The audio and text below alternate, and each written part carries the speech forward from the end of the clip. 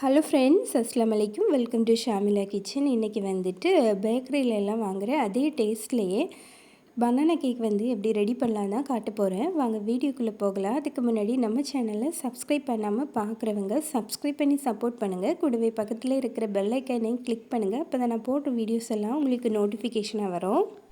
Banana cake பண்ணுறதுக்கு ஃபஸ்ட்டில் வந்து சுகரை வந்து கேரமலைஸ் பண்ணி எடுத்துக்கணும். அதுக்காக ஒரு நான்ஸ்டிக் பேனில் 1/4 கப் அளவுக்கு சுகர் சேர்த்து பேன் ஃபுல்லாக நல்லா படுற மாதிரி சுகரெல்லாம் ஸ்ப்ரெட் பண்ணி விட்டுட்டேன். ஒரு லோ ஃப்ளேமில் போட்டு கொஞ்சம் நேரம் நம்ம அப்படியே விட்டோன்னா சுகர் வந்து மெல்ட் ஆக ஆரம்பிக்கும். இதுக்கு இடையில் ஸ்பூன் வச்சு எதுவும் மிக்ஸ் பண்ணி எதுவும் கொடுக்கக்கூடாது.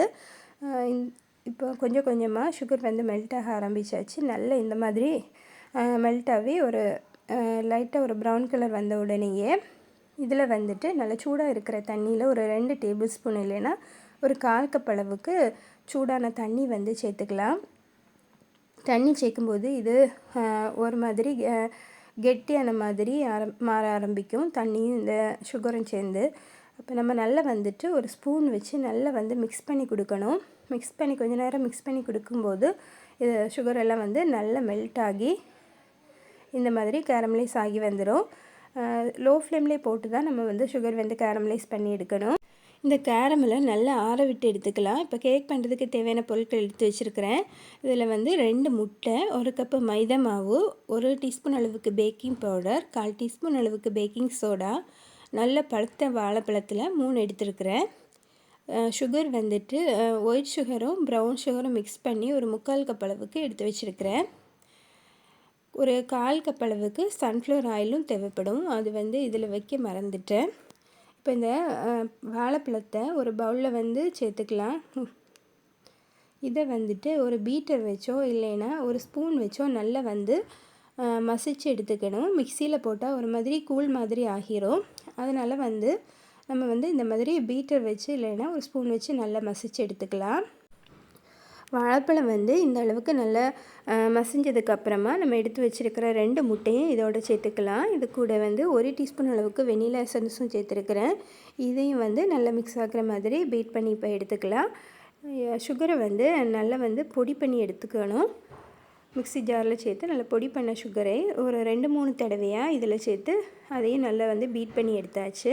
அதுக்கப்புறமா நம்ம ரெடி பண்ணி வச்ச அந்த கேரமலை நல்லா ஆறுனதுக்கப்புறமா இதோட வந்து நம்ம சேர்த்துக்கலாம். அதையும் வந்து பீட்டர் வச்சே நல்லா வந்து பீட் பண்ணி எடுத்துக்கலாம். இப்போ இந்த கேரமல் எல்லாம் இதோட மிக்ஸ் ஆனதுக்கப்புறமா 1/4 கப்பு சன்ஃப்ளவர் ஆயில் எடுத்துருக்கிறேன். அதையும் இதோடு சேர்த்து மிக்ஸ் ஆகிற அளவுக்கு பீட் பண்ணி எடுத்தால் போதும். இப்போ வந்துட்டு இந்த ட்ரை இன்க்ரீடியன்ட்ஸ் எல்லாம் 3 தடவை நல்லா சீவ் பண்ணி எடுத்துருக்கிறேன். மைதா மாவு, பேக்கிங் பவுடர், பேக்கிங் சோடா எல்லாத்தையும் மிக்ஸ் பண்ணி 3 தடவை சீவ் பண்ணி எடுத்துருக்கிறேன். அதையும் இதோடு சேர்த்து ஒரு ஸ்பாச்சுலா வச்சு இந்த மாதிரி மிக்ஸ் பண்ணி எடுத்தோன்னா நமக்கு வந்து பேட்டர் வந்து ரெடியாகி கிடச்சிரும். ஒரு ஸ்கொயர் கேக் டின்னில் பட்டர் ஷீட் போட்டு வச்சுருக்கிறேன். இதுலேயும் கப் கேக் ட்ரேலேயும் தான் நான் வந்து இந்த பேட்டரை வந்து மாற்றிக்க போகிறேன். இப்போ வந்து இந்த ஸ்கொயர் கேக் டின்னில் ஒரு 3/4 பாகம் வரது வரைக்கும் இந்த பேட்டரை வந்து சேர்த்துருக்குறேன். நம்ம வந்து ஃபுல்லாக சேர்த்தோன்னா பேக் பண்ணும்போது அது வந்து பொங்கி வந்து ஒழுங்காக பேக் ஆகி கிடைக்காது. அதனால் ஒரு 3/4 பாகம் அளவு ஊற்றினா போதும்.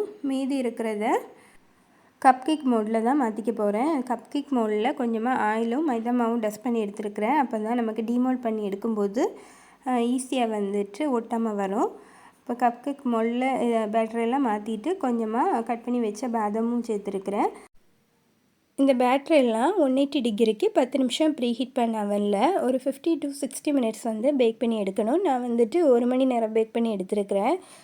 அதுக்கு முன்னாடியே எடுத்தோன்னா இந்த பனானா கேக் வந்துட்டு உள்ளெல்லாம் பேக் ஆகாமல் ஒரு மாதிரி ஒட்டின மாதிரி இருக்கும். அதனால் ஒரு 1 மணி நேரம் வச்சு எடுத்தால் தான் சூப்பராக பேக் ஆகி கிடைக்கும். இப்போ பாருங்கள், இது வந்து கப் கேக்லேருந்து ஈஸியாக வந்து நமக்கு டீமோல்ட் பண்ண முடியுது. இதில் வந்து நான் ஆயிலும் மைதா மாவும் டஸ்ட் பண்ணி எடுத்ததுனால சூப்பராக டீமோல்ட் பண்ணி எடுத்துட்டேன். கப் கேக் பாருங்கள் எவ்வளோ சூப்பராக, பார்க்குறதுக்கே ரொம்ப நல்லா இருந்தது. டேஸ்ட்டும் ரொம்ப சூப்பராகவே இருந்தது. இப்போ இந்த நம்ம வந்து ஸ்கொயர் டின்னில் செய்த இந்த கேக்கை எடுத்து வச்சுருக்கிறேன் பாருங்கள். இது நல்லா ஆறுனதுக்கப்புறமா தான் நம்ம இதை வந்து கட் பண்ணி எடுக்கணும். அப்போ தான் வந்து ஒட்டாமல் நீட்டாக வந்து கட் பண்ணி எடுக்க முடியும்.